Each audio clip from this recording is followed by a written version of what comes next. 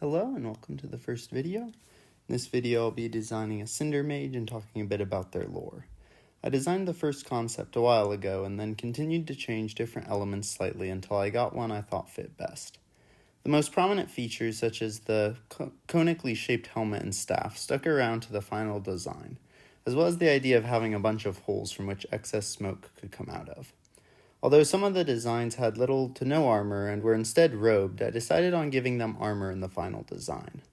Typical mages don't wear armor, but I think that allowing some of them that are more primarily battle-focused to wear armor works well. It especially fits with the Cinder mages, as wearing long robes while casting explosive fire spells is a really bad idea. Anyway, let's talk about their lore.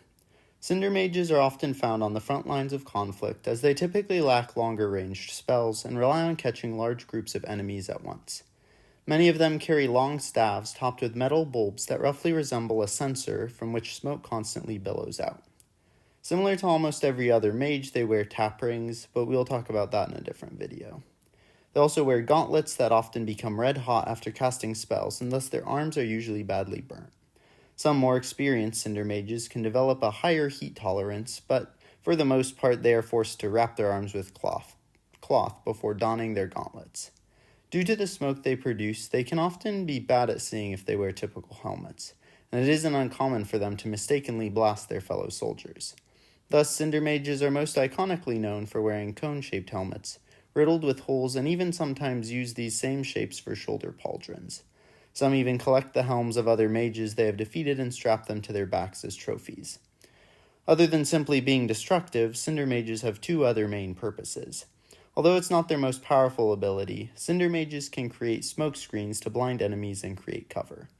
This is usually inferior to illusions, as strong wind, either natural or summoned, can blow the smoke away.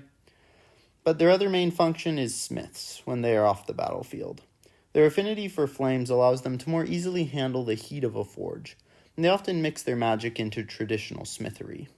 I won't go into the specific system of magic in this video, but Cinder mages are some of the most common mages as they serve one of the most necessary roles in war. Anyways, that's all for now about Cinder mages. I hope you enjoyed it, and I'll try to make another video soon. Bye!